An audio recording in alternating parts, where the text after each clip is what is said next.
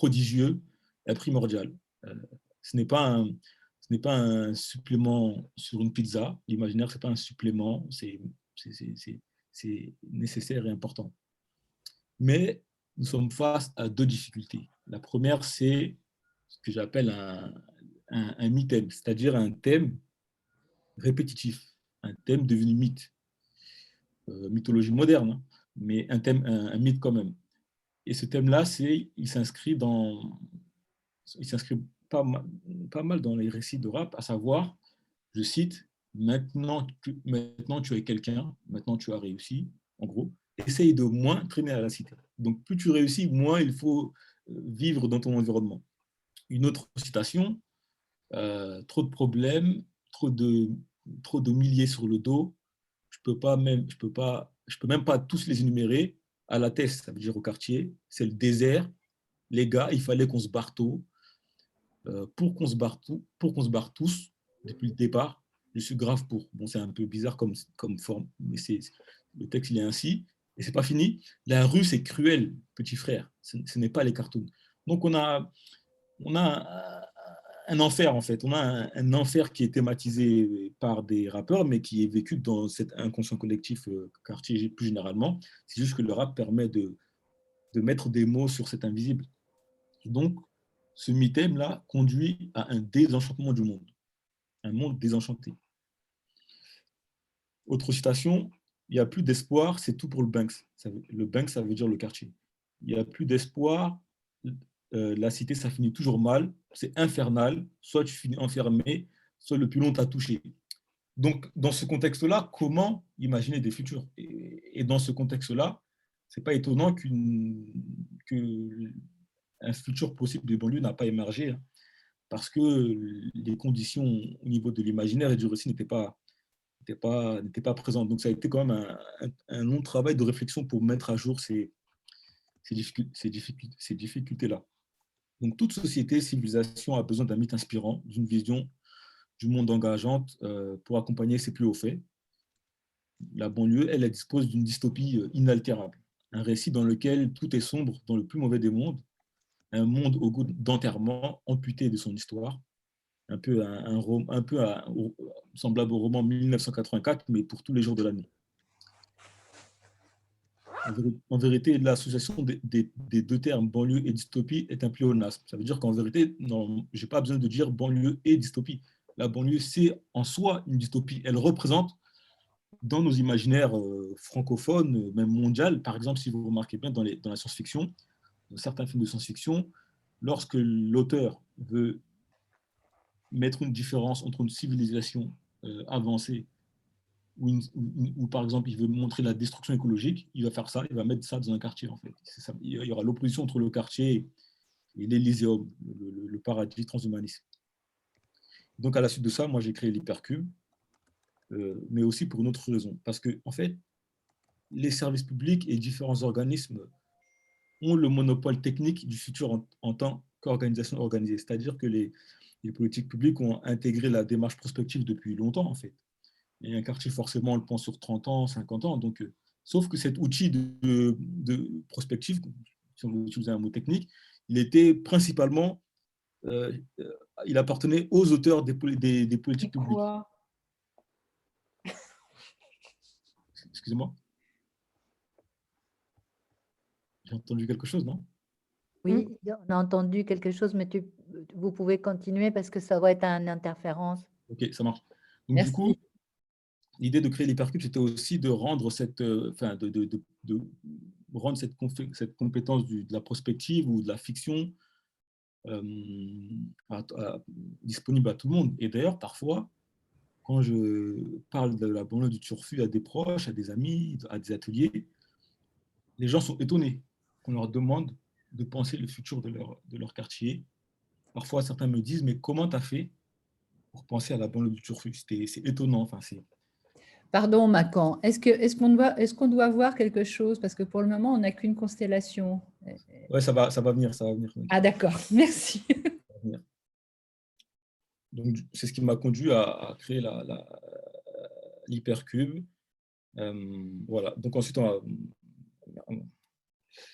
cette expérience, elle s'est cristallisée à la Gaîté Lyrique.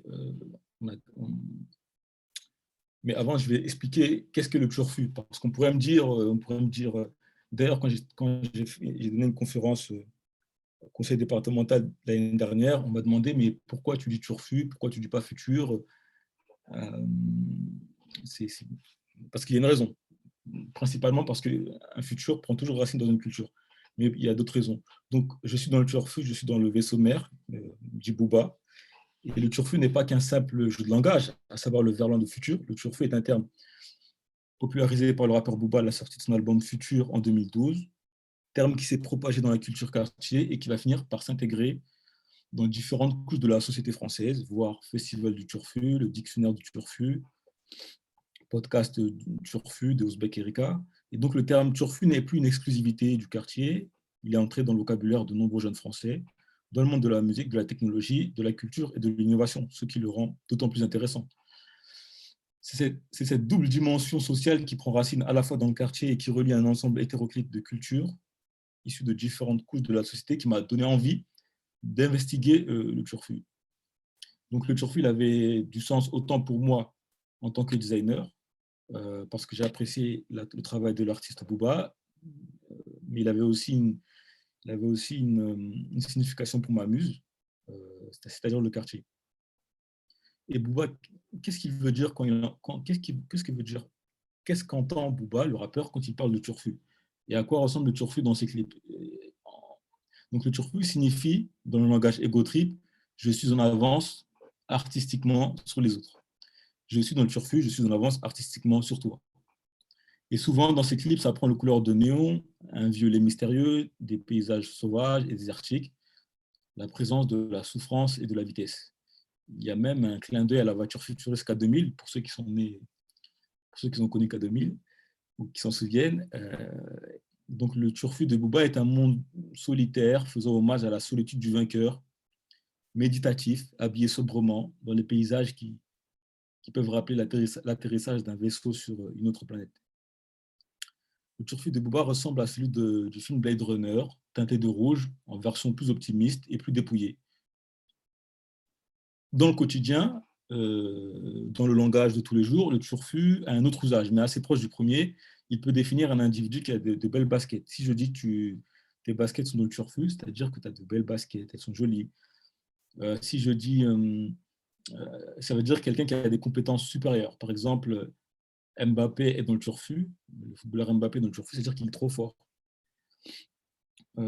Mais moi, j'ai ajouté une autre dimension, une dimension critique et une dimension créative à ce terme de turfu que n'avait pas Booba, à savoir, c'est d'abord un projet, on passe d'un projet individuel à un projet de communauté. C'est plus je suis dans le turfu tout seul, nous sommes. En tout cas, la question que je me pose, c'est comment moi je peux emmener mes potes, mes copines, etc. dans le turfu. Ensuite, c'est comment on passe d'un projet de communauté à un projet de ville, à savoir une banlieue futuriste. À quoi pourrait ressembler une banlieue futuriste? Ensuite, d'un projet de ville, on passe à un projet de culture. Parce que je pense que si la culture quartier ne se transforme pas, à cause de quelques difficultés que je vous ai présentées auparavant, à savoir le désenchantement et ce mythe de la sortie, bah, la banlieue de turfu ne pourra jamais exister. Et donc, pour qu'elle puisse se créer de manière autonome, il faut une nouvelle culture, entre guillemets. L'autre chose, c'est que le futur se trouve toujours ailleurs, sur l'autre rive, à Miami pour Booba, à Abu Dhabi pour certains, et sur la Tour Eiffel pour d'autres. En fait. Comme si la banlieue ne pouvait pas être dans le turfu, automatiquement disqualifiée par ses propres habitants. Et justement, c'est parce que le futur dans les films a un design très léché, très hollywoodien, minimaliste, avant-gardiste, avec des vêtements à la découpe géométrique, c'est justement parce qu'il y a cette institution du futur qu'on se dit que nous, on ne peut pas être dans le futur, parce qu'on n'a pas l'argent, on n'est pas à Hollywood, et toute une liste de défauts. Alors que non, on va inventer notre turfu, mais avec un design qui sera modeste, mais futuriste. Il va pas, la bande du turfu ne ressemblera pas, j'espère, en tout cas, à Abu Dhabi ou même à Paris. Elle aura sa propre esthétique. Donc du coup, il faut changer de récit, de sémantique, d'esthétique, de perspective et sortir du schéma. Si je peux, en fait, dès que je peux, je quitte la banlieue. C'est même pas une question.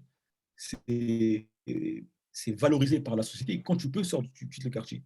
Mais quand tu ne peux pas, tout d'un coup, tu deviens fier de ta banlieue. C'est un peu paradoxal de ce côté fierté, mais je m'en vais à la première occasion. Donc du coup, ce récit met en avant un héros qui vient de loin socialement, un héros qui vient de loin socialement, du fin fond d'un bâtiment de quartier ou d'un garage de banlieue de classe moyenne, c'est assez proche. Ce héros, il a une tare susceptible de retarder le succès. Et plus l'histoire et plus le banlieusard colle à ce héros, plus l'identification est accessible au public. Donc, d'après le mythologue Joseph Campbell, qui a écrit dans son ouvrage Le héros aux 1000 visages, il a décrit les 12 étapes les étapes du voyage initiatique de ce héros-là. Et en un, la première étape, c'est quoi? Le héros sort de son monde ordinaire. Le héros, dans son monde ordinaire, il s'agit d'une introduction qui fera mieux ressortir le caractère extraordinaire des aventures qui suivront. Donc ça veut dire que plus la banlieue est ténébreuse, plus ça fera ressortir le caractère héroïque du mec qui rentre à Sciences Po. Voilà. Celui qui rentre à Sciences Po, c'est magnifique. Parce qu'il est dans ces ténèbres-là. Celui qui devient footballeur, c'est magnifique. Parce que il y a ces ténèbres qui jouent avec la lumière. Donc, le mec de quartier en général et la scène hip-hop en général mise sur ce scénario qui n'est plus un simple scénario, mais le mouvement complet de l'histoire dans lequel pourra se projeter un banlieusard qui naît aujourd'hui, qu'il soit né hier ou en l'an 3000, le récit sera toujours le même. Enfin, si on reste sur ce récit-là, pour l'instant, que je sois né en 1980 ou en l'an 3000, pour l'instant, le scénario est le même. La banlieue n'est qu'un simple tremplin.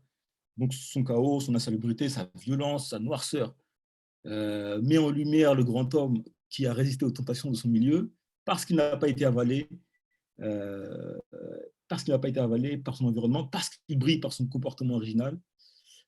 Et dans cette perspective-là, le turfu est inimaginable, bien sûr. Il y a un dernier aspect que je voudrais mettre en lumière qui ne se voit pas, c'est la fiction est une thérapie. Elle répare. Justement, quand on me pose la question du concret, de la réalité, je dis, mais j'ai imaginé l'espace de la banlieue du turfu comme un pari, un milieu dans lequel inventer des choses, mais aussi comme une thérapie pour soigner mes différentes blessures existentielles, échecs et frustrations que j'ai connues. Aussi, certaines normes du quartier ou certains carcans étaient commençaient à me rendre de fou, hein, si je peux me permettre cette expression. Et donc, il ne faut pas négliger l'importance de la capacité d'évasion nécessaire à l'équilibre mental, car l'imaginaire est aussi une matière vivante de cet espace. Ça, c'est vraiment quelque chose qu'on ne perçoit pas. Je ne le dis peut-être pas assez, mais ça crée des pathologies. Un être humain qui a du mal à se projeter, ça crée des pathologies, ça crée des difficultés. Donc, quand j'ai créé la banlieue du turfu, c'était une nécessité, un besoin, et pas seulement là, pour résoudre des problèmes ou faire un projet design simplement. Donc là, je vais rentrer dans le design fiction. Donc, toutes ces expériences, tout ce que je vous ai raconté, c'est cristallisé dans un projet qu'on a fait avec la Gaieté Lyrique, avec le chercheur Max Molon. On a organisé 8 rencontres participatives en ligne au format audio qu'on a nommé Sur les traces de la banlieue du turfu, dans lequel j'essaie de partager une posture qui favorise le cheminement plutôt que le plan bien architecturé ou le résultat, pour sortir un peu justement de cette posture du Le Corbusier. Je ne suis pas le Corbusier. Ce que j'essaie, moi, c'est de proposer un cheminement collaboratif, mais ce n'est pas toujours facile à percevoir. Donc, le design spéculatif ou le design fiction est une pratique du design qui consiste à explorer les implications d'évolutions futures. Il peut s'agir de futurs probables possibles ou complètement spéculatifs. Et donc, nous sommes partis d'une expérimentation réalisée avec le micro-lycée 94. Donc, un micro-lycée, c'est une structure expérimentale de retour à l'école qui permet aux jeunes volontaires de 16 à 25 ans en situation de décrochage de reprendre des études après une interruption de scolarité d'au moins 6 mois.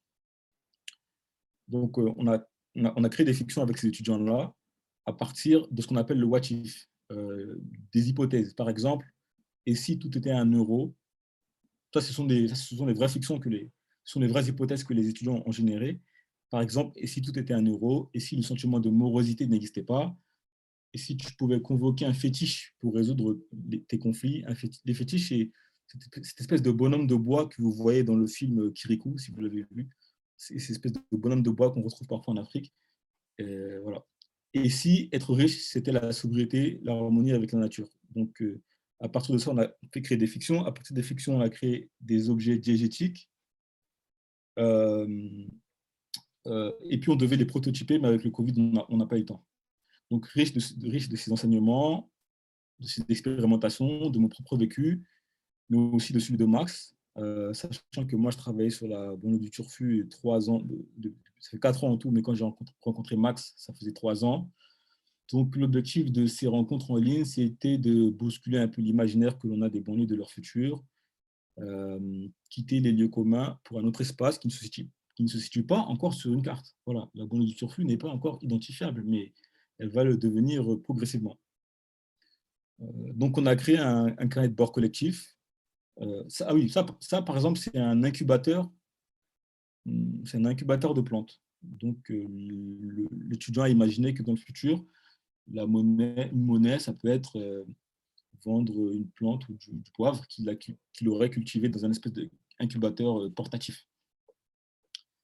Donc, l'objectif de ces différentes assemblées, c'était de pratiquer la banlieue du Turfu à l'aide du design fiction, expérimenter des nouveaux formats de recherche, proposer une expérience collaborative et drôle. Parce qu'en fait, on a mélangé le podcast à Telegram avec des images et à la fin de chaque assemblée, on avait des débats, un peu comme MSN à l'époque, on allait tous sur une espèce de document. Là, c'est la plateforme Telegram. On allait tous sur une espèce de document et on parlait, on criait, on débattait sur le sujet. Et à la fin, il y a eu 142 pages de rédaction à la fin de ces 8 assemblées.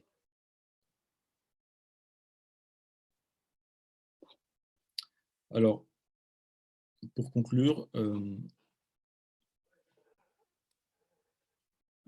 je dirais que la banlieue du Turfu n'est pas un récit unique, c'est un récit situé, contextuel, propre à chaque personne qui voudrait l'imaginer, et qui doit résonner avec d'autres personnes collectivement, mais qui doit aussi résonner avec d'autres personnes collectivement.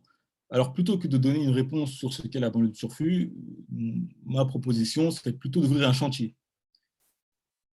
Un chantier qu'il va falloir faire germer, advenir.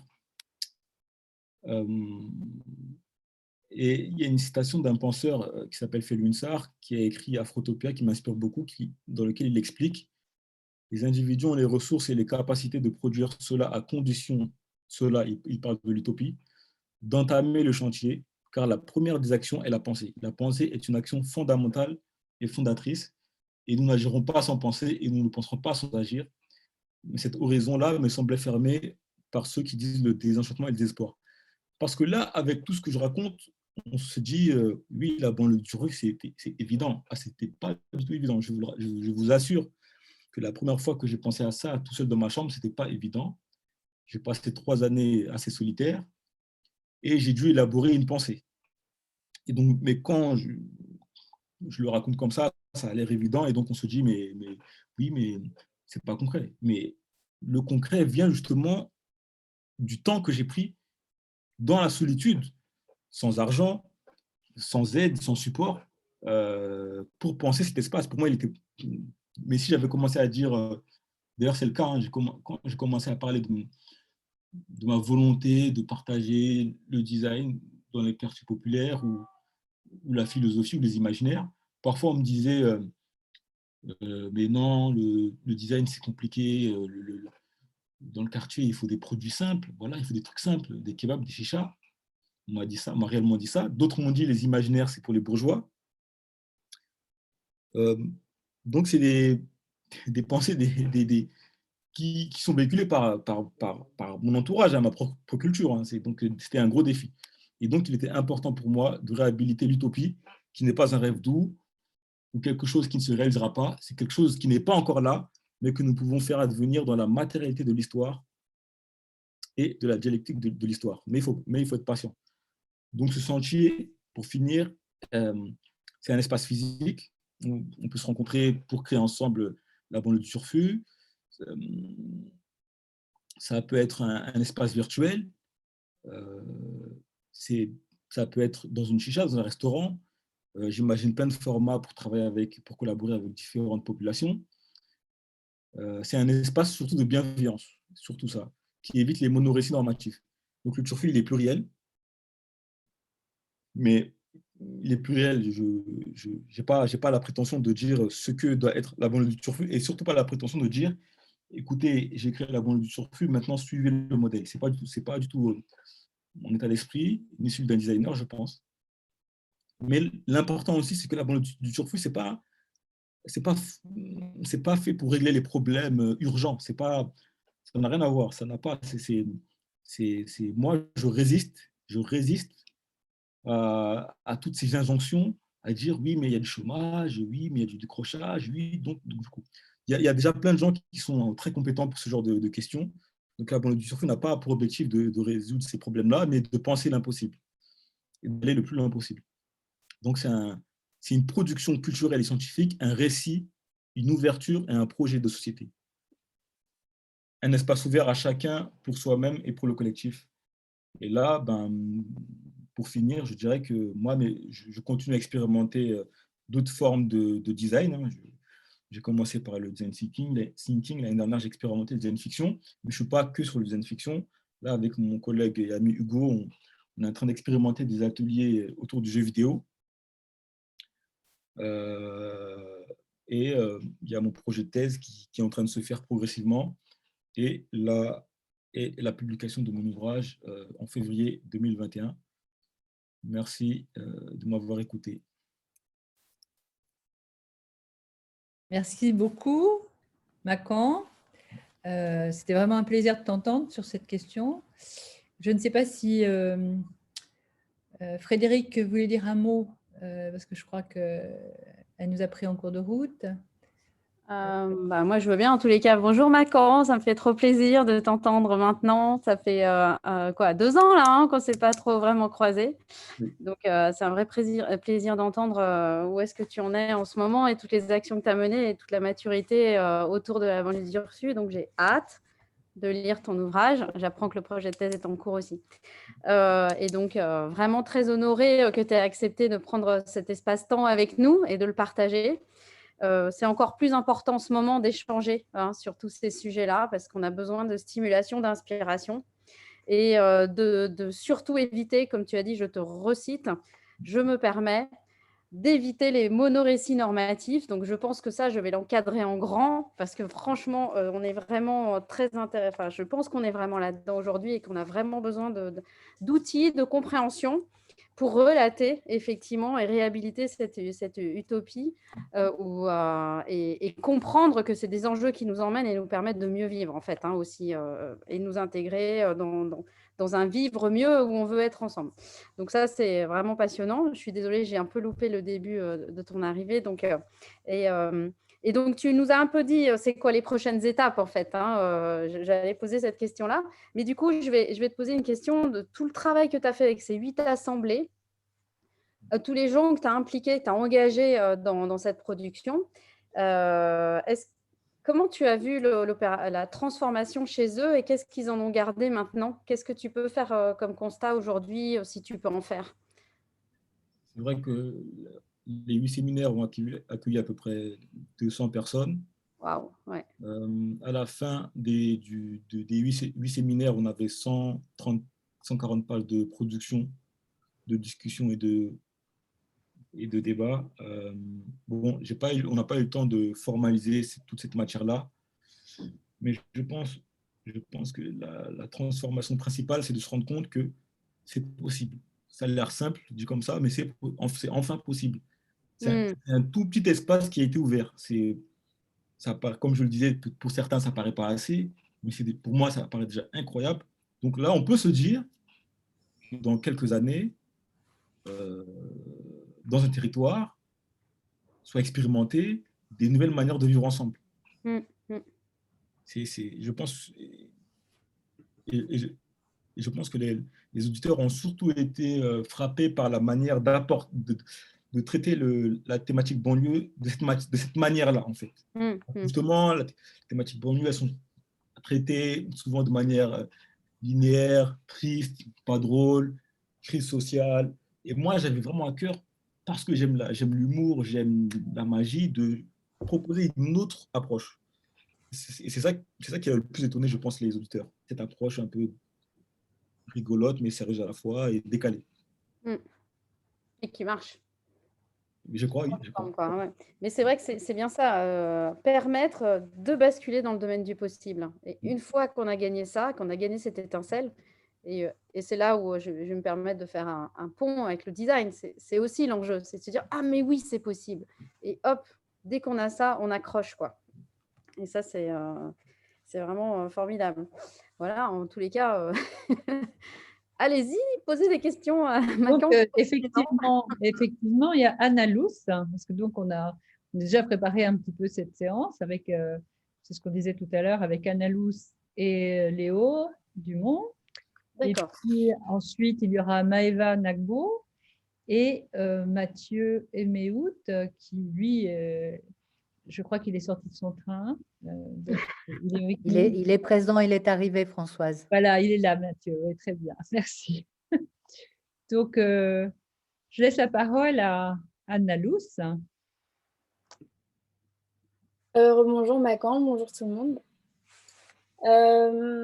Donc moi, je voulais d'abord te demander un peu plus ta relation avec le lieu de la Gaîté Lyrique. En fait, comment s'est passée cette collaboration avec ce lieu? Comment tu as atterri là-bas avec Max Molon? Et donc, comment ce lieu peut t'aider ou peut vous aider dans votre projet, en fait? Donc, j'ai connu Max par hasard, justement parce qu'à Strat, il y a un master en collaboration avec Sciences Po sur les imaginaires et tout. Et donc, moi, j'ai dit, ouais, c'est génial, moi, j'ai envie de travailler sur la question. Je suis allé à l'événement, j'ai rencontré Max, on a bien accroché. On a commencé à discuter, échanger. Il m'a proposé de rejoindre le Design Fiction Club à la Gaîté Lyrique et de travailler ensemble sur la question de la banlieue du Turfu, sachant que Max travaille sur le design fiction, mais aussi sur la question du débat. Donc, ça rentrait complètement dans ces enjeux-là. Mais la Gaîté Lyrique, c'est plus un endroit où travailler. Après, ils nous ont aidés dans la communication. Et c'est surtout avec le Design Fiction Club que j'ai beaucoup travaillé et échangé. Mais la collaboration avec le micro-lycée, c'était aussi c'était aussi via la Gaîté Lyrique. Donc, la Gaîté a permis quand même de pousser cette réflexion, sachant qu'elle n'a pas commencé à la Gaîté. Parce que certains m'ont dit, ou certains disent, mais qu'est-ce que tu fais à la Gaîté? Pourquoi tu n'es pas chez toi en banlieue en train de faire ta... Ils ont vraiment rien compris, mais c'est pas grave. Je dis déjà, la banlieue du Turfu n'est pas située en banlieue ou hors de banlieue. Ça, c'est dans l'ancien schéma. Et en plus, j'ai commencé dans mon quartier. Donc, je suis allé à Châtelet. Une fois, je suis allé à Châtelet, habillé en Socrate, pour parler du Turfu aux gens. Voilà, donc ça, c'était une expérience. Après, j'ai fait la Gaîté Lyrique, et l'année prochaine, ce sera autre chose. Ça va évoluer. Je me cherche, je cherche. Voilà un peu notre relation par rapport à la Gaîté. Ok, merci. Et puis, j'avais une autre question sur les formats que tu as utilisés en fait, pour ces assemblées. Parce que donc moi, j'ai écouté pas mal des mémos vocaux. Donc, en fait, c'est une suite de mémos vocaux en fait, sur l'application Telegram qui sont animés par Max et Macan, mais aussi des fois par des gens. On a des enregistrements des lycéens qui racontent leur fiction. Et en fait, je me demandais, et puis aussi ce travail sur Google Docs, c'est des formats qui n'appartiennent pas généralement tellement au design, ou c'est pas vraiment des formats de retranscription de projets. Et du coup, quel rôle ont eu ces formats dans le travail et comment ils ont été accueillis aussi? dès l'amont, la question des formats a été posée, à la fois par la Gaieté Lyrique, qui nous a poussé un peu parce qu'avant le Covid, on voulait faire classiquement des assemblées physiques à la Gaieté Lyrique. Il y a le Covid qui est arrivé. La Gaieté Lyrique nous a challengé pour proposer un format, mais surtout, Max, lui, il est à fond sur... c'est un chercheur, mais il sait que pour que sa recherche et ses recherches soient compris, véhiculées, médiatisées, parce qu'il a étudié la communication, il sait qu'il faut passer par des médiums alternatifs, des médiums populaires, entre guillemets. Donc, du coup, on voulait que cette recherche soit dans un format hybride, entre la discussion Telegram, entre la discussion MSN via Google Doc, des images, des audios.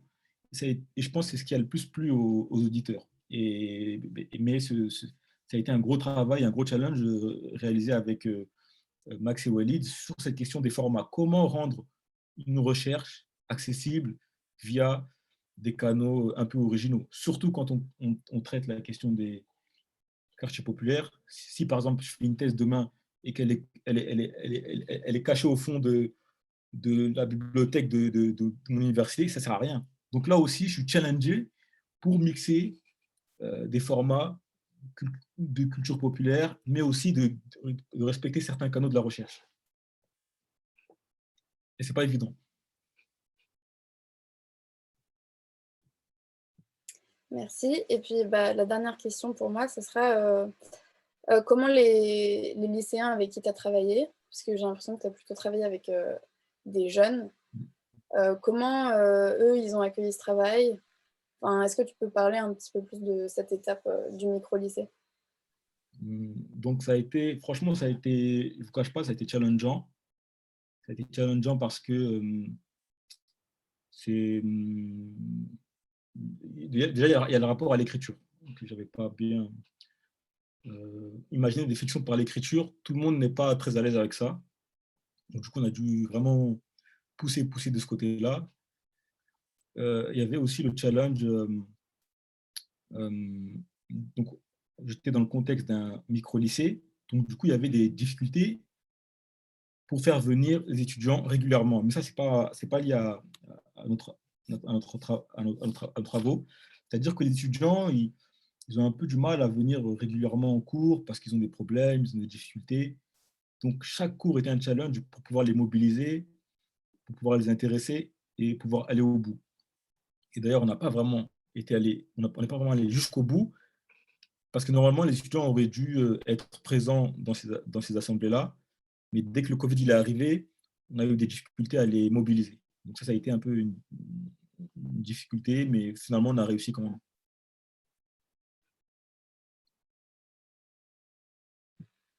Merci. Ça répond à la question, pas trop? Ouais. Okay. Mais Léo, si tu veux prendre la main. Ouais, alors je vais essayer de construire un petit peu ma question en rebondissant un petit peu avec ce que tu viens de nous dire.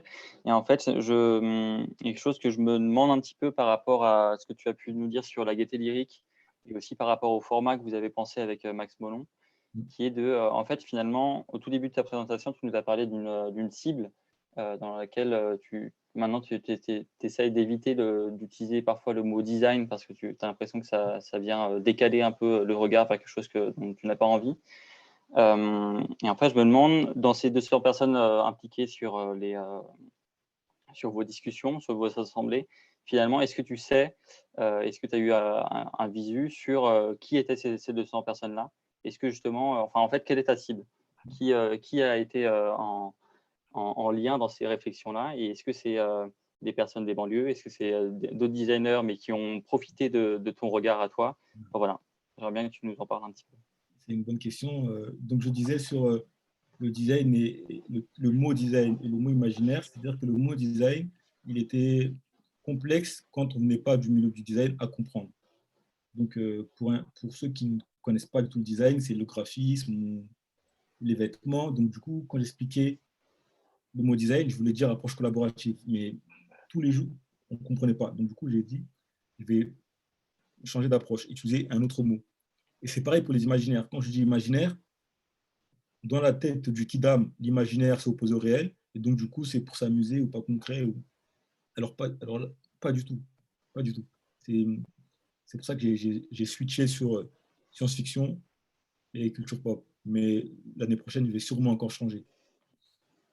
Sur la question qui était présent, en fait, à la base, ma cible, c'était bien sûr les habitants, mes amis, mes proches, etc.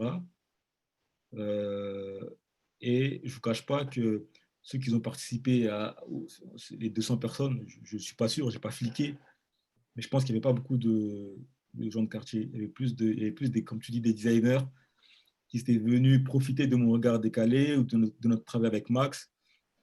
Il y avait, il y avait un peu de tout. Il y avait des banlieusards, mais il n'y avait pas forcément ceux que j'imaginais au début, c'est vrai.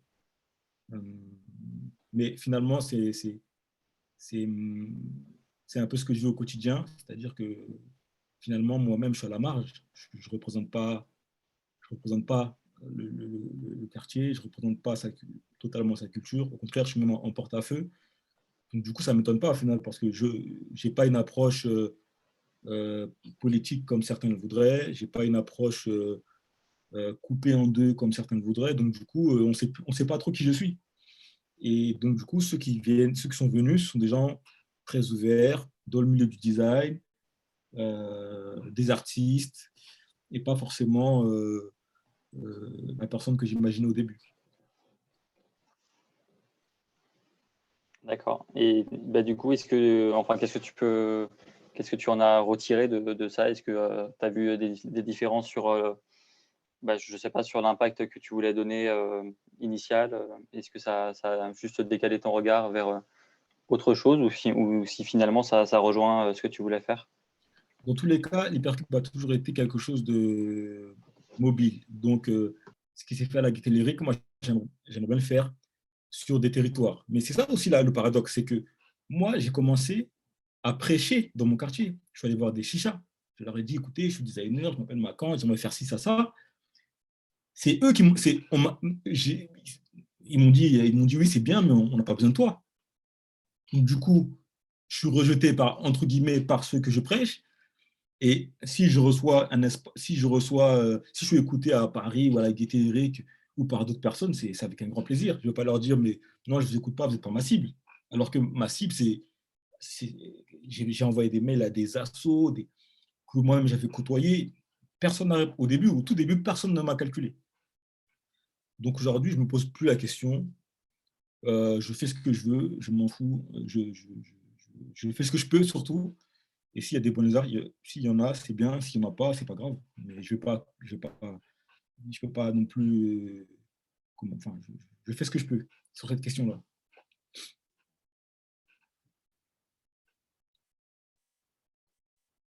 Léo, tu avais une autre question pour Macan?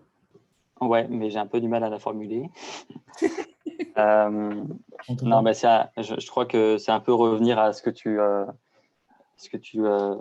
ne voulais pas qu'on te pose tout à l'heure, mais dans ce que tu disais, en fait, là, l'ambition, c'est de dépasser donc les contraintes techniques, les contraintes du réel pour aller vers un imaginaire enviable sur les banlieues. Mais je me demande quand même toujours un petit peu comment redescendre de ces imaginaires-là et comment ramener dans le réel. Donc, en fait, là, j'ai l'impression que dans ce que tu nous dis, du coup, finalement, ça s'est axé plus vers des designers qui vont, ou des créateurs qui vont repenser, décaler leur regard et avoir une nouvelle vision sur les possibles futurs. C'est plus une remarque, je ne sais pas. Est-ce que tu es d'accord avec ça? Par exemple, là, normalement, en 2021, je vais travailler avec une mission locale qui travaille avec des jeunes de quartier dans le centre de la France. J'ai oublié la ville. Donc non, en fait, je continue à pratiquer sur le terrain, mais je pense que ça va être plus à travers des institutions. À la base, moi, je voulais faire du direct, du moi à toi, mais je pense que ça va être plus se faire finalement à travers des institutions comme les missions locales ou autre chose, ou les territoires ou les départements. Et c'est vrai que la question du redescendre, entre guillemets, c'est vrai, elle se pose. D'ailleurs, quand on a fait 2 expérimentations avec les étudiants, Les premières fictions étaient vraiment top parce qu'elles étaient fantasmagoriques, entre guillemets. C'est-à-dire qu'ils sont vraiment sortis de ce réel dystopique pour inventer des trucs bizarres. Mais après, comment on redescend de ce bizarre vers le concret? Et donc, du coup, dans la deuxième expérimentation, on a un peu designé l'atelier pour faire en sorte que ça redescende. Déjà, il faut savoir quelque chose. Historiquement, la démocratie que nous connaissons, les démocraties que nous connaissons aujourd'hui, elles sont le fruit d'utopies qui ont commencé dans le 15e siècle. 15e siècle, la Renaissance, on a les premières utopies avec Thomas More. C'est une pléthore de textes qui a fait que nous sommes les démocraties que nous sommes aujourd'hui. Ça a pris du temps. Et ça a pris du temps et des textes. Donc, ça a pris des imaginaires. Donc, mais on est toujours pressé. Mais les imaginaires, ça ne va pas à la même vitesse qu'un projet fonctionnaliste. Et donc, ça prend du temps. Les expositions universelles à la fin du 19e siècle, c'est des milliers d'inventeurs, d'innovateurs pour penser la ville de demain. Là, aujourd'hui, je suis tout seul, à peu près. Je commence un travail et on me demande que là, le lendemain, la banlieue du Turfu soit accouchée dans le réel. C'est un peu surréaliste. En tout cas, au regard de l'histoire, c'est un peu surréaliste. Mais j'espère qu'un jour, il y aura une banlieue du Turfu, là, quelque part, là, dans la ville d'à côté. J'espère vraiment. Mais je ne peux pas promettre aux gens que ça le sera demain ou dans 10 ans. Ouais. Surtout que je n'ai pas d'argent. Sans te demander, toi, comment faire, du coup, pour toi, c'est la multiplicité d'actions qui permettront dans le futur de changer les choses. Ah, c'est clair, c'est-à-dire que c'est Okay. C'est simple. Hein. C'est comme Peter Pan, il dit, Peter Pan, à chaque fois que tu ne crois pas à une fée, il y a une fée qui meurt. À chaque fois que tu ne crois pas aux fées, le monde des fées meurt. Et à chaque fois qu'on l'imaginaire banlieue est orienté vers la dystopie, il n'y a pas de futur qui advient. Donc, il n'y a pas que moi qui est en jeu. Il y a aussi la culture, il y a aussi la communauté et les autres. Moi, je fais le travail que je peux. Ça se trouve, je vais mourir, ça ne va pas marcher du tout. Ça se trouve, ça va marcher 100 ans après. Ça se trouve, je ne sais pas, mais ça dépasse ma propre volonté et mes propres forces. C'est vraiment une question politique, culturelle, sociale. À partir du moment, plusieurs personnes vont se saisir de ce dispositif-là et tenter de le réaliser dans le réel. Mais sans ce passage-là, la banlieue du Turfu ne peut pas exister. C'est-à-dire qu'elle ne peut pas exister. C'est-à-dire que pour avoir des villes futuristes, il y a les expositions universelles. Pour avoir la démocratie, il y a des milliers d'utopies.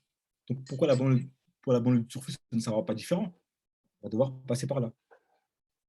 Mais moi, je continuerai, à travers mes actions, mon travail, à pratiquer sur les territoires. Merci beaucoup. Ouais. Beaucoup. Alors Maëva, si elle est par là, je ne sais pas. Avait aussi. Je me rapproche juste d'une prise parce que j'ai plus beaucoup de batterie. Je reviens tout de suite. J'ai une question peut-être juste pour rebondir.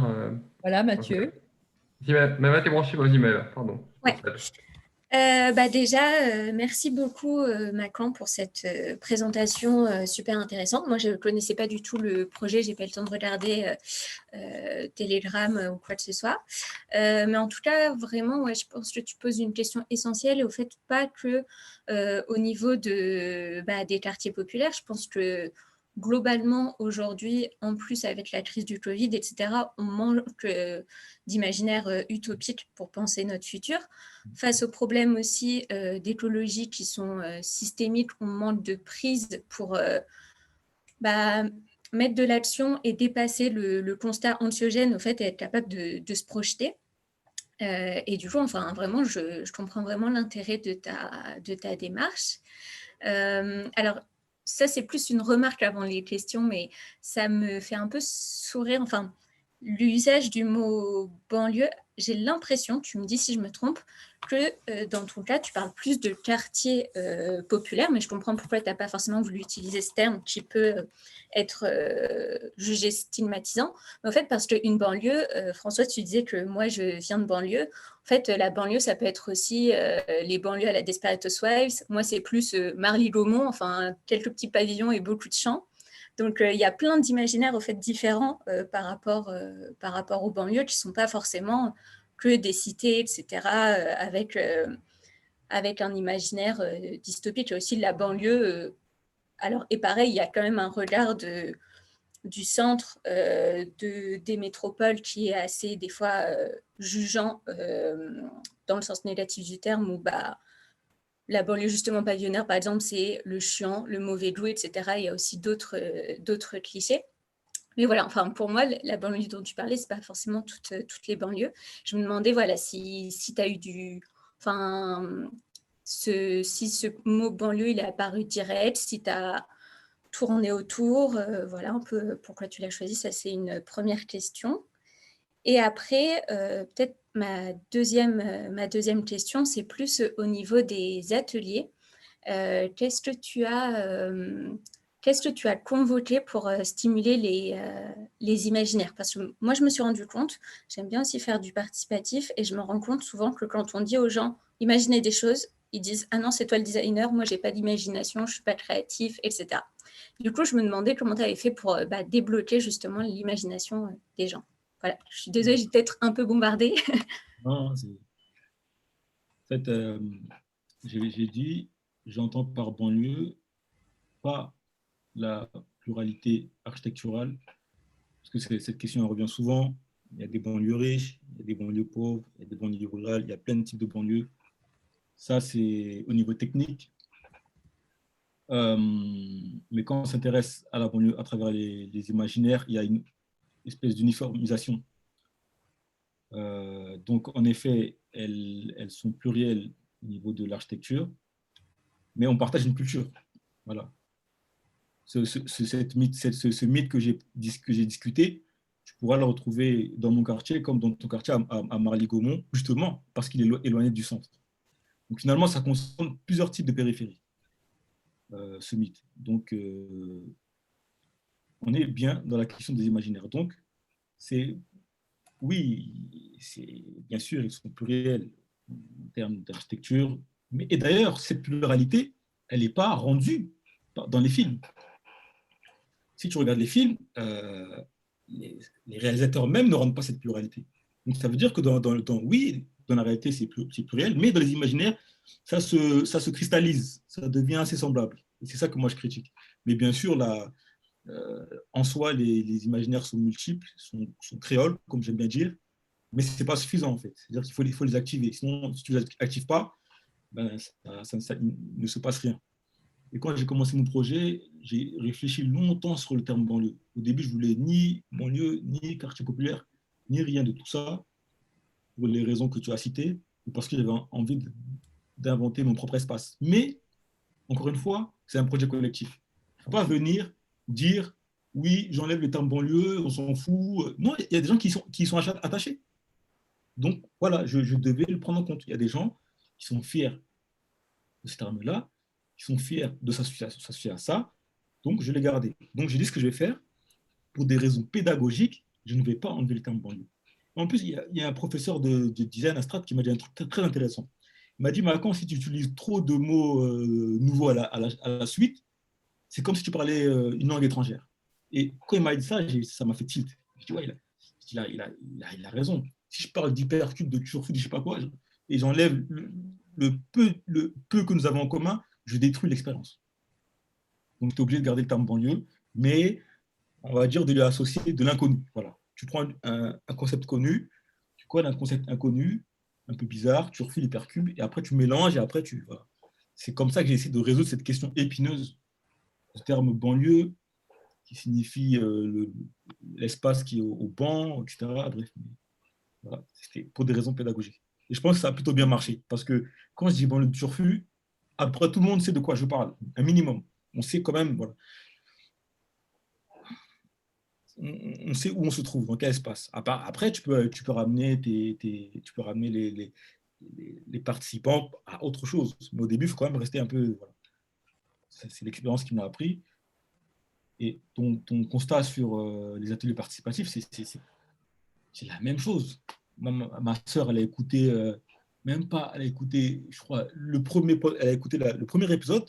Elle est venue chez moi, elle m'a dit ouais, j'ai compris et tout, mais moi, j'ai pas d'imagination pour faire ce que tu dis, tu vois. Et avec les étudiants du micro-lycée, on a fait un travail énorme pour ramener de la matière. Voilà. Et c'était quoi, du coup, cette matière? C'était des photos, J'avais fait une première session de banlieue de Turfu avant d'entrer à Strat avec une école de la deuxième chance. Je suis venu comme ça, les mains vides. Je suis venu comme ça, je dis bonjour, on va travailler sur la banlieue de Turfu. Il n'y a rien qui est sorti.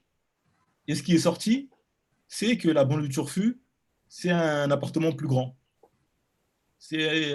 En fait, c'est séparé, quoi. C'est la banlieue améliorée, c'est ça. Donc, du coup, je me suis dit, je ne refais plus jamais ça. Mais par contre, quand on est arrivé avec les étudiants du micro-lycée, on a rapporté des films, des images, des sons. Ça a demandé un travail. En fait, même moi, en tant que designer, ça m'a appris. Pour que ton équipe produise un peu de créativité, tu dois leur apporter 80% de matière. Ça a été... On les a nourris, on les a gavés pour qu'à la fin, ils puissent produire un petit peu. C'est un peu ça le secret. Donc, du coup, ils avaient des listes d'exemples, des listes d'images. On est parti chercher dans les films, dans les sons. Et après, ils sont allés piocher, ils ont pris ce qu'ils voulaient, ils ont construit avec ça. Ok. Et alors, peut-être juste dernière question, pour rebondir. Là, tu disais que tu es allé chercher dans les films et dans les sons, notamment pour dresser le constat de la vision un peu dystopique du quartier. Tu t'étais pas mal basé sur des textes de rap. Est-ce que du coup, tu es aussi allé chercher tout ce qui se dit de positif en termes, je sais pas, de solidarité, de rapport à la famille, d'échanges multiculturels et tout qui peut y avoir aussi dans certains textes. Alors, il y en a peut-être un peu moins, mais qui peut du coup aussi peut-être être une base, je sais pas, pour penser des futurs, ou en tout cas sortir de la dystopie. En fait, justement, il y a deux récits qui se confrontent quand on pense à la banlieue. Le premier récit, il est dystopique. Le deuxième récit, il est, oui, dans les quartiers, la solidarité, c'est créatif et tout, et des entrepreneurs. Voilà, donc on a les deux récits, on a les deux mondes. La banlieue négative et la banlieue trop bien, solidaire, les gens sont potes, etc. Justement, la banlieue du Turfu veut essayer de développer, de dépasser cette dichotomie solidarité, créativité. C'est pas ça la question, c'est pas ça la question. Et quand je rencontre des imaginaires, je ne dis pas qu'il n'y a pas d'autres imaginaires alternatifs. Il y en a, mais ils n'ont pas forcément la place pour s'exprimer. Et le fait qu'il y ait des imaginaires alternatifs, ça ne fait pas un projet commun. Ce n'est pas parce qu'ils sont solidaires là-bas que tu vas être solidaire pour un nouveau projet de société. Donc du coup, cette cartographie, elle pointe un imaginaire dominant, instituant. Mais en pointant cet imaginaire instituant à travers la haine, les misérables, les textes de rap, etc., tu peux montrer qu'il y a d'autres imaginaires alternatifs. Justement, c'est ça le but. Les imaginaires alternatifs, tu vas les retrouver dans d'autres productions, mais il faut aller les chercher parce qu'ils sont à la marge. Voilà. Donc, c'était vraiment le but, c'était de montrer ça. Mais encore une fois, c'est pas parce qu'il y a mes potes qui sont solidaires en bas de chez moi qui vont être solidaires pour créer un projet commun qui va transformer la société. Okay. Merci. Je pense que Mathieu, si tu as des questions. Là, Mathieu, alors. Merci beaucoup. Merci Maëva d'avoir posé ces questions. Ça répond à une partie des miennes. J'avais sinon une question plus sur la valeur de cette banlieue du Turfu. Comme ça a beaucoup été évoqué, cette banlieue est connote à pas mal de choses qui pourraient être vues comme négatives, comme dystopiques. Tu veux les faire sortir de cette dystopie. Mais du coup, est-ce que créer cette banlieue du Turfu, dans un temps très lointain ou dans cette fiction, c'est pas aussi abolir même l'idée de la banlieue? Parce qu'il y a cette opposition dont tu parles, en fait, banlieue et lycéum. Et en fait, bah, si cette banlieue, elle a toutes ces qualités, que c'est Turfu, la banlieue, bah, en fait, c'est les lycéums et ça abolit en fait cette question, enfin, cette réalité géographique presque, j'ai envie de dire. Non, c'est pas les lycéums. Les lycéums, c'est une vision transhumaniste d'un futur possible. Et encore une fois, chacun a le droit de proposer des récits. C'est-à-dire que la banlieue du surfus, je l'ai dit, hein, c'est pas l'opposé, l'utopie de Dubaï ou encore l'utopie de l'Elyséum. C'est un projet, c'est un prototype qui va se transformer progressivement, tu vois, par essai et erreur. Mais tu as raison, en fait, parler de la banlieue du surfus, c'est abolir cette question, en tout cas, modifier la question des territoires. Parce que je ne suis pas du tout sur un territoire, en tout cas, on est sur notre géographie imaginaire. Et vous savez, si on ne change pas notre géographie des imaginaires, on ne change pas notre vision du monde, on ne change pas le monde non plus. Et je vais vous donner un exemple basique, c'est quand les Portugais décident,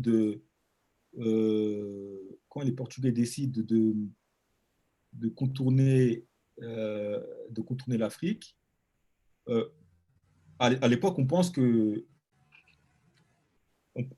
si tu vas à fond comme ça, c'est la fin du monde en fait. Donc dans l'imaginaire de l'époque, si tu vas là-bas, tu prends le risque de tomber. Donc du coup, ces Portugais ils se sont dit, on va prendre le risque et on n'a pas la même géographie imaginaire en tête. On pense que c'est possible. Déjà, donc c'est obligatoire. Si on garde la question des quartiers au QPV, aux définitions territoriales, ça ne va pas marcher. Ça va être une autre configuration, une autre manière de vivre ensemble, carrément, tu vois. Et l'autre exemple, c'est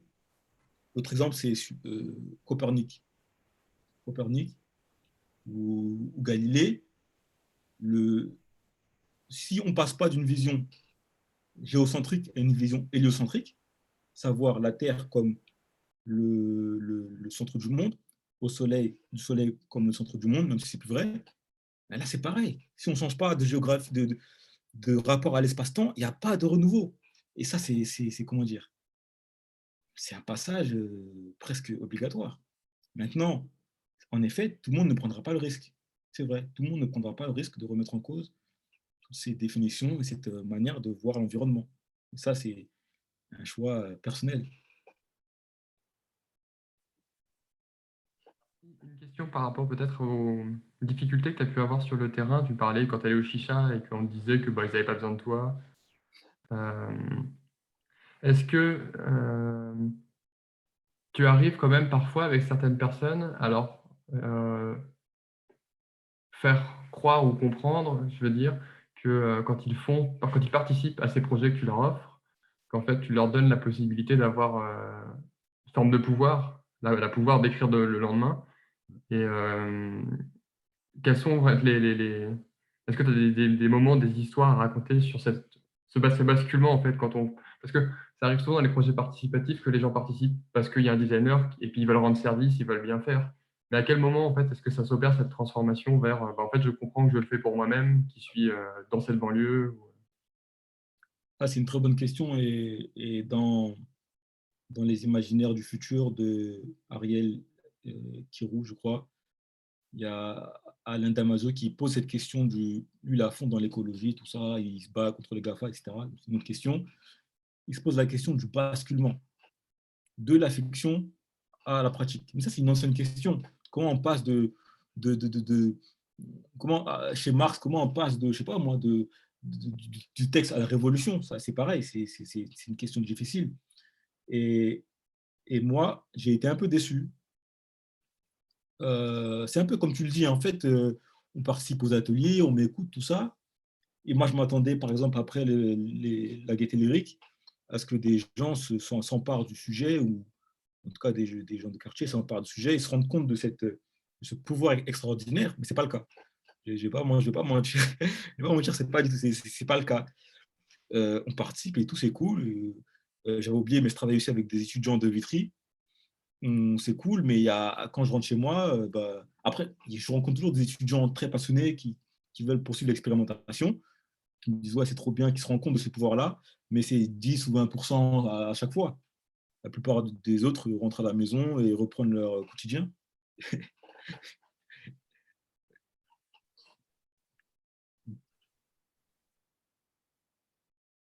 C'est aussi important de mettre en lumière les limites de mon travail, en fait. C'est aussi important de, moi, en tant que designer, chercheur, mais citoyen ou humain simplement, de mettre en avant les limites de mes travaux, les difficultés, là où je peux corriger, améliorer. C'est pas un problème. Donc, je raconte ce qui a bien marché, ce qui a moins marché, ce qui pose encore question.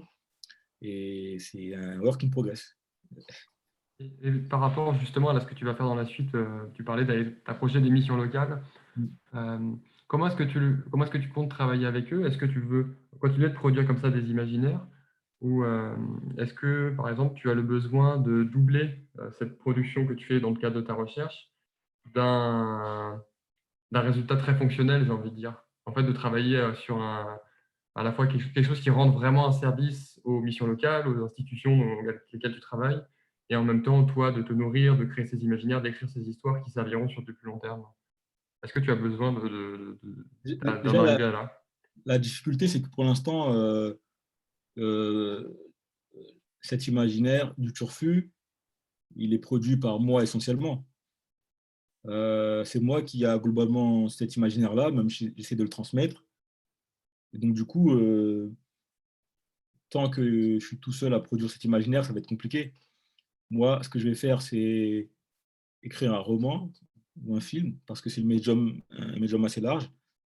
Et ce qui va mettre en image, bon, ça va figer un peu, mais bon, c'est aussi le jeu, pour répondre à ce besoin de concret. Ça, c'est ma première idée. Je vais un peu reprendre le poste de Le Corbusier. Je vais produire un récit le plus agréable possible pour montrer une possibilité. Ensuite, sur la question de la fonctionnalité, moi, j'aimerais qu'un jour, on puisse tester une banlieue du turfu en réel, comment elle puisse fonctionner en réel, même si c'est en réseau, hein, même si ça commence en réseau. Pour l'instant, je n'en ai pas encore la possibilité. Mais si tu me demandes mon avis, euh, c'est vraiment possible de la réaliser. Pas forcément dans un temps long, mais voilà. Pour l'instant, je n'ai pas encore utilisé la banlieue du turfu pour répondre à un service, à une problématique précise, par exemple, des missions locales. Pour l'instant, je n'ai jamais fait ça. Et tu penses que ça serait quelque chose de viable? En fait, parce que quand je dis rendre ce service, ce n'est pas forcément un service qui te sert toi directement dans ton cadre de la banlieue du futur. C'est plus, ou des banlieues du futur, c'est plus rendre un service propre à cette ultra-localité et en profiter en parallèle pour enrichir ta démarche et ta recherche et ton travail.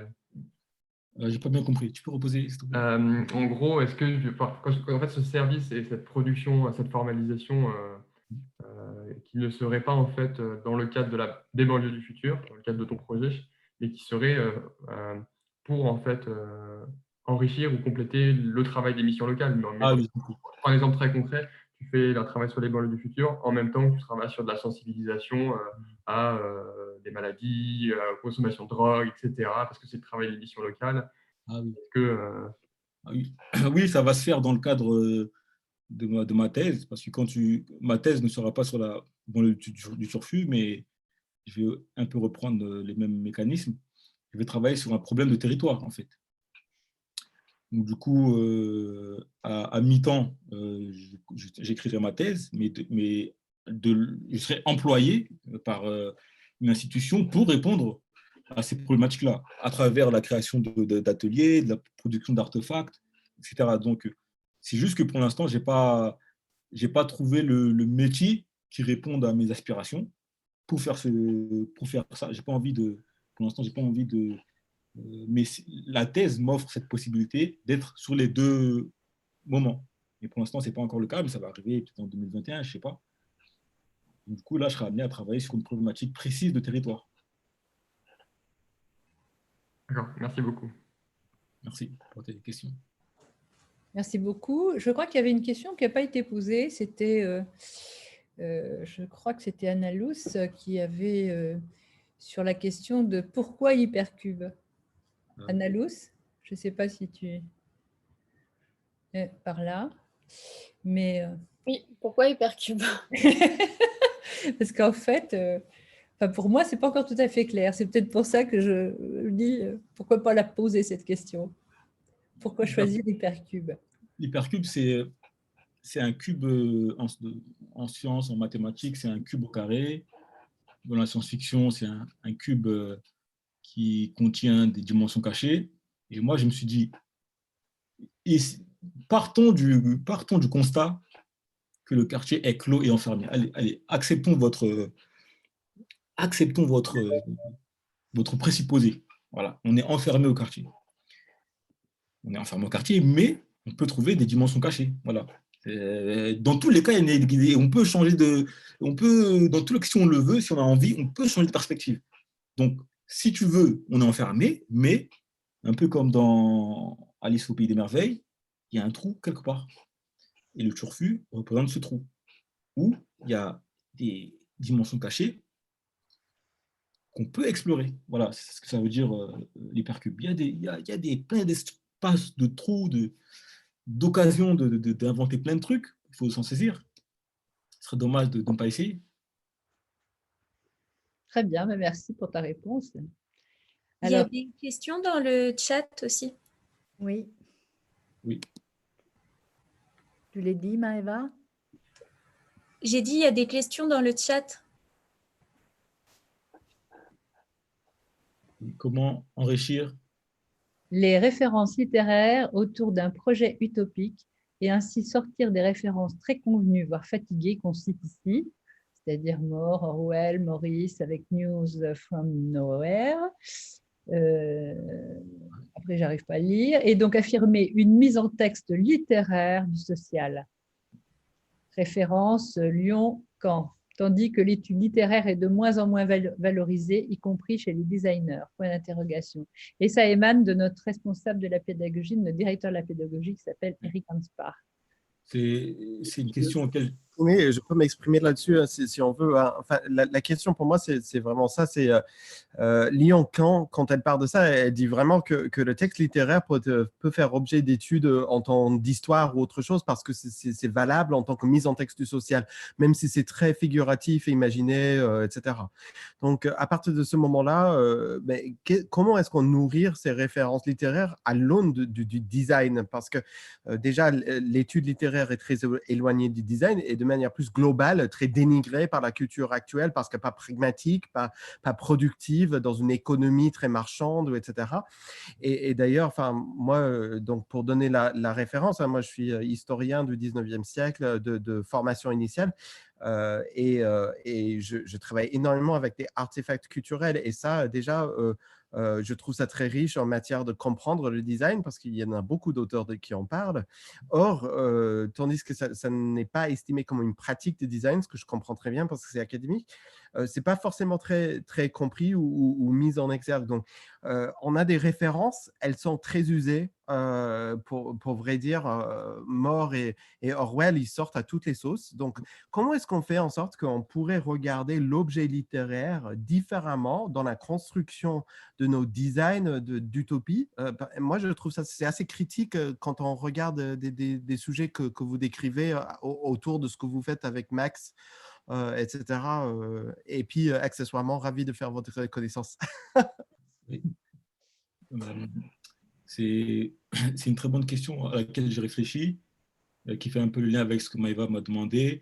En fait, déjà, le matériau littéraire est beaucoup plus riche que le matériau filmique. Donc, il y a des utopies, il y a plein d'écrivains qui sont connus ou pas, qui écrivent des utopies alternatives, qui pensent la technologie différemment et l'écologie différemment. Ce qu'il faut donc, c'est pour un atelier, aller chercher ces textes de penseurs alternatifs, imprimer peut-être un passage qui nous paraît intéressant, faire plusieurs fiches et les rendre accessibles aux participants. Parce que si on ne fait pas ça, c'est George Orwell, c'est tous les films hollywoodiens qui vont servir de référence culturelle pour penser ces futurs-là. Donc, du coup, c'est un travail un peu difficile, mais ça demande au designer d'aller chercher lui-même dans la littérature ces penseurs bizarres, alternatifs, ces penseurs pas très connus pour les proposer dans les ateliers. Mais si on passe par le médium filmique, c'est possible, mais quand même, ça commence à rentrer dans les imaginaires dominants, alors que le texte, comme c'est pas plus difficile d'accès, il y a des, il y a des, il y a des pensées, il y a même des textes qui ont été écrits au 19e, voire au 18e, dans le passé, qui peuvent nous servir à nouveau pour repenser notre présent. C'est, par exemple, C'était un peu le sens de ma question, hein. Il y a toute une réflexion utopique assez technocratique, mais bon, ce qui peut être critiqué ou pas, hein, mais qui est assez riche et qui a donné suite à toute une littérature, mais archi-populaire, qui a été totalement oubliée par les grands noms du romantisme, etc. aujourd'hui. Donc, mais ça, c'est mes sujets. Donc, je passe un peu la main à Benjamin parce que je trouve intéressant dans la suite de ce que moi, je viens de dire parce qu'il pose la question sur le lien entre le banlieue de Turfu et l'afrofuturisme, ce qui est un peu exactement dans le courant de ce que je viens de dire, des références littéraires et cinématographiques qui peuvent être diversifiées dans cette recherche d'utopie. Donc, je vous laisse rebondir. J'essaie de m'intéresser à William Morris. Et d'ailleurs, c'est marrant parce que, par exemple, la culture quartier, qui se veut littéraire, va plus facilement faire référence à Victor Hugo, donc un courant réaliste, plutôt réaliste, qui est proche du populaire, alors que moi, je préférerais aller vers le romantisme, justement. Et William Morris, qui est un des précurseurs à la fois du design, mais aussi des utopies, etc. Donc, du coup, ça demande de réfléchir aussi sur où on va chercher nos références. Et sur la question de l'afrofuturisme, oui, j'ai découvert l'afrofuturisme assez récemment, mais c'est un peu la même approche, bien que moi, je suis pas, voilà, moi, j'habite en France. Le mouvement afrofuturiste est un mouvement afro-américain. Il y a des passerelles, mais il y a aussi des différences. J'ai aussi parlé du mouvement du rural futurisme, qui s'est lui aussi inspiré de l'afrofuturisme. Le rural futurisme, c'est des penseurs italiens qui se sont... Je ne parle pas du manifeste futurisme, je parle du manifeste du rural futurisme. Ce sont des Italiens qui ont fait un peu le même constat que moi, à savoir une vision un peu idéalisée ou pessimiste des campagnes italiennes. Donc, du coup, tous ces champs-là sont en discussion. Donc, je m'inspire de la ruralité s'inspire de l'afrofuturisme, l'afrofuturisme, moi, je m'inspire d'eux. Donc, c'est un champ qui se crée et qui crée des passerelles. Et moi, j'ai toujours voulu que la banlieue du Turfu ne soit pas une utopie close. C'est une utopie en relation. En fait, le défaut des utopies, parfois, c'est de se penser de manière close. Moi, je suis le centre du monde, mais en fait, ton utopie peut être la dystopie de l'autre. Ton paradis peut être l'enfer de l'autre. Peut-être que toi, tu as envie de revenir à la campagne, d'être, après avoir passé 25 ans à Paris, cadre supérieur, tu en as peut-être marre de Paris, tu veux aller vivre en province, acheter une ferme, cultiver, lire le matin, cultiver le soir, et tu serais heureux comme ça. Mais ça, c'est une belle utopie écologique, mais qui ne peut pas être appliquée à toute la France au nom des valeurs universalistes. Donc, du coup, je suis obligé d'imaginer la banlieue du Turfu, en tout cas, j'essaye, en relation avec d'autres univers. Et c'est ce qu'on a fait un peu dans nos séminaires. Elena Totti-Brandi nous parle de références littéraires alternatives sur l'utopie. Elle parle bien sûr d'un Italien qu'on connaît bien, nous, à l'école. C'est Les villes invisibles de Italo Calvino. Voilà, donc Italo Calvino, effectivement, est un auteur à lire. Et nous avons un collègue, François, qui demande la banlieue du futur, non, du Turfu, pardon, le Turfu de la banlieue, quelle différence? La banlieue Un du piège. Turfu. La banlieue du Turfu, le Turfu. Le Turfu de la banlieue, quelle différence? Moi, je dirais aujourd'hui, c'est assez similaire, il n'y a pas vraiment de différence. La banlieue du turfu, c'est juste un nom que je donnais à une utopie. Hein. C'est juste une possibilité, c'est un monde possible, c'est juste un nom, quoi. Mais d'autres l'appelleraient différemment. Et pour l'instant, c'est assez ouvert, assez vague, et c'est le but, c'est pas fermé. Peut-être qu'un jour, il y aura une différence entre les deux, mais pour l'instant, aujourd'hui, c'est assez semblable. Eric Hanspard, justement, nous précise qu'il a 2 publications qui vont sortir au sujet du Go en 2021. Donc, voilà. D'accord, merci. On communiquera. Ouais. Eh bien, merci beaucoup. Merci beaucoup, Macan. Hein. C'était formidable. Non, moi, je voulais juste vous remercier pour la sincérité, en fait, avec laquelle vous parlez de vos projets, avec effectivement des problématiques émergentes, avec des... je trouve que, comme vous dites, il faut du temps pour que les choses changent, pour les visions, en tout cas de les partager. Il y a forcément des espaces dans lesquels, à un moment donné, elles vont pouvoir s'inscrire. Et merci de nous avoir fait part de toutes vos expériences et à très bientôt, certainement. Merci beaucoup, en tout cas. Et donc, moi, j'ai relevé les imaginaires créoles que j'ai beaucoup aimés. Je pense qu'il faut qu'on aille vers ces imaginaires-là. Tout à fait, Françoise. Macan, je suis ravie de te voir. Ouais, bon, ça fait longtemps. Ça fait longtemps. Ouais. Je pense que tu peux passer me voir à l'école. On a des choses à se dire. Bah, quand tu veux, je passe te voir avec plaisir. Avec plaisir, avec plaisir. Et tu viens me saluer, hein, obligé. Hein. En tout cas, un grand merci. Merci à vous et Frédéric, merci d'avoir pensé à moi. Merci de m'avoir invité. Une invitation de nous tous. Faudrait que tu nous parles de ta thèse, faudrait que tu viennes me parler de ta thèse quand même. Hein. On reprenne le dialogue. En tout cas, merci. Et merci et bravo. Merci. Merci. Bonne soirée à tous. Bonne soirée. Au revoir. Merci, Longue vie à tes François. projets. Bonne soirée. Bonne soirée. Merci pour l'organisation.